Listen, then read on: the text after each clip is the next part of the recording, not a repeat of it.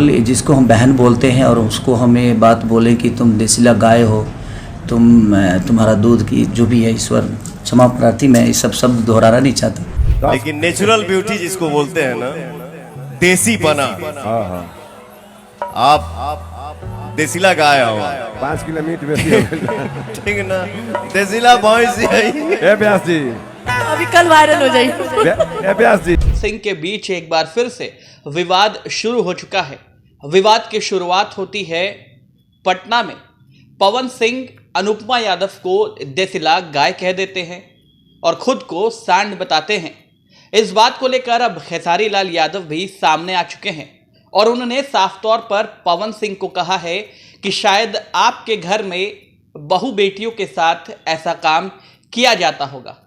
हमारे समाज में तो बेटी को तुलसी समझा जाता है।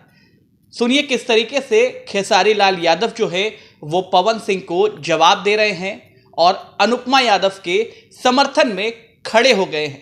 बिल्कुल, जिसको हम बहन बोलते हैं और उसको हमें बात बोले कि तुम देसिला गाय हो, तुम्हारा दूध की जो भी है ईश्वर क्षमा प्रार्थी, मैं ये सब शब्द दोहराना नहीं चाहता। बट ये जितना भी है ये शब्द गलत है, किसी महिला के लिए है। और इस एक महिला को हम इस हद तक तो नहीं बोल सकते कि तुम गाय हो। वो कहीं ना कहीं किसी की बेटी है और एक भोजपुरी की गरिमा है। और हम जिसको बहन बोलते हैं उस बहन को, अब उनकी मानसिकता क्या है उनके लिए मुझे पता नहीं है, लेकिन मैं भी जहाँ भी सुना हूँ हमेशा उन्होंने उनका नाम लेकर भैया ही बोला है। मुझे भी वो भैया ही बोलती हैं और मैं भी उसको कारे मुटकी बोलता हूँ। कारे मुटकी एक होता है ना, हाँ भैया बोली ना भैया, हाँ भैया का गाना गा दी, अब बेटा ये गा दो, जल्दी से गा के भेज दो बेटा।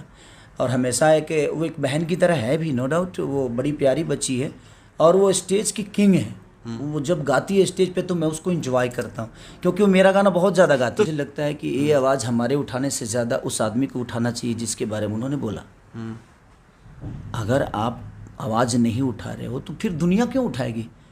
कोई आपको मार रहा है बाबा और आपको मज़ा आ रहा है, तो फिर सामने वाले को कैसे समझ में आएगा कि भाई ये गलत बोला है कि सही बोला है?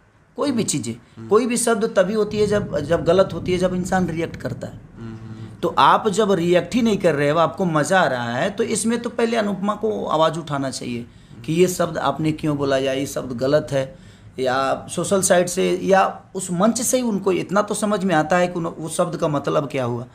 तो ये तो रिएक्ट उनको करना चाहिए। अगर उनको इस बात से रिएक्शन नहीं है और उनको दुख नहीं है तो हमारे दुख जताने से क्या होगा बाबा बताइए? लोग तो फालतू में यही कहेंगे ना कि खेसारी जानबूझ के कंट्रोवर्सी करना चाहते हैं। अच्छा, कोई भी आर्टिस्ट अगर इस बात को बोलेगा तो उनको दिमाग में होगा कि भाई मुझे दुख नहीं है इस बात का। कल चल के अगर वही आके बोल गई कि नहीं मुझे उन्होंने जो भी बोला बेहतर बोला, तो फिर वो गलत हो जाएगा ना, तो अगला गलत हो जाएगा। तो अगर आपको कोई गलत बोल रहा है तो रिएक्ट तो आप ही को करना होगा ना, सामने का पटीदार थोड़ी करेगा आके। आप जब रिएक्ट करोगे तब आपके पीछे खड़ा होगा वो, आपका लाठी बनेगा।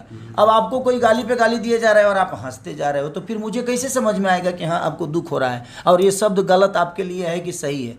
तो मैं क्यों बीच में टांग अड़ाने जाऊँ? भाई उनका विषय है, वो उनका विषय, क्योंकि वो भाई बहन का रिश्ता है। अब पता नहीं उनके भाई बहन के रिश्ते में ऐसे शब्द के प्रयोग होते हैं, मुझे तो पता नहीं। लेकिन हमारे यहाँ तो बहनों को एक तुलसी की तरह हमेशा माना गया है और हमारे भाषा में हमेशा लड़कियों को और औरतों को हमेशा सम्मान दिया गया है। और हम कोशिश भी करते हैं कि नहीं, हमें हमसे जितना हो सके किसी का सम्मान करें। अब खेसारी लाल यादव ने पवन सिंह को जवाब दिया है, अनुपमा के समर्थन में खड़े हो गए हैं। अब ये विवाद का अंत कब होगा और पवन सिंह की तरफ से या फिर उनके समर्थकों की तरफ से क्या कुछ जवाब खेसारी लाल यादव को दिया जाएगा, ये देखना अहम हो जाता है।